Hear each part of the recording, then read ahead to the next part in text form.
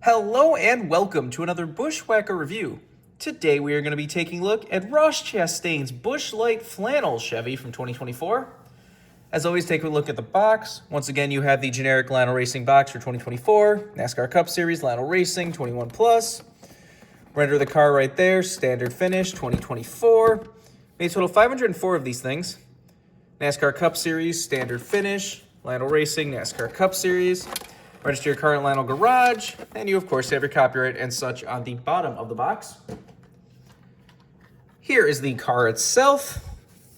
Finally, we have the nice plaid flannel paint scheme back for Busch. You know, they used to run this with Harvick multiple times, and then they just kind of stopped, but luckily for Ross's first year, they brought it back. This was run at North Wilkesboro for the All-Star race last season. Which I do have to say, I think that Lionel, for any of these paint schemes, most of them aren't very many, but any of these cars that only ran Wilkesboro, give them the red tires for the diecast. That would have been a nice little fun detail just to put on the diecast. But I guess we're only going to get that with Logano's raced version.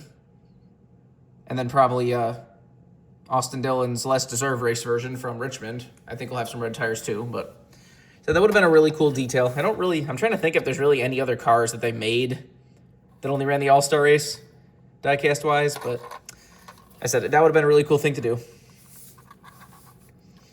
If for some reason you're questioning why a Busch beer car is in flannel or like plaid, it's because this is the shirt that the Busch guy wears in all the commercials.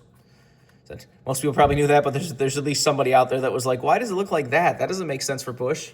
They really should release like a plaid Busch beer can.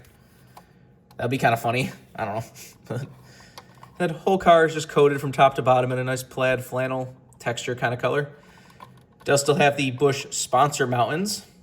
Like I said, 90% of the Busch beer cars had last year.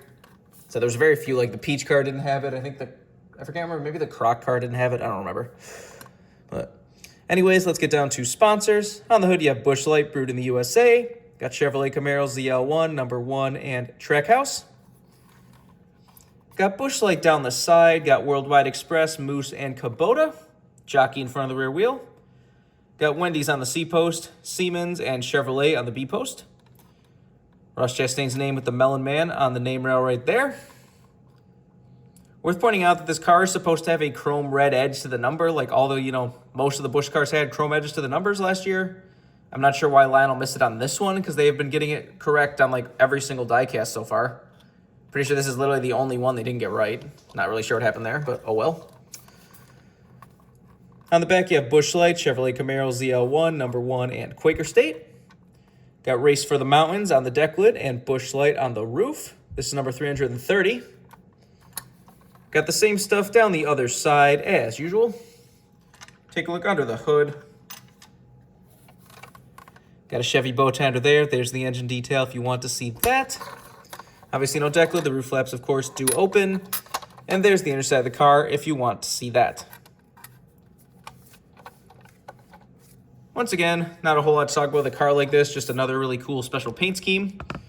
It's also always good to still get all-star race special paint schemes because we just don't even get that anymore. Like that used to be the race where you actually got special paint schemes when nobody ran them. And now that, people just run different paint schemes all the time, the all-star race there's always like 1 or 2 every year and that's it. It seems like Busch Beers kind of kept it going for a while, so that's kind of nice to see. But I really miss the days where you had like half the field in special paint schemes in the all-star race. Really made the all-star race just feel a little more special. But I guess the specialness is now just the fact that they're in North Wilkesboro. But anyways, it's a brand new release. You can get it right now. Another one of those cars I'm not really sure if it'll get rare or not because there's so many of these Busch beer cars.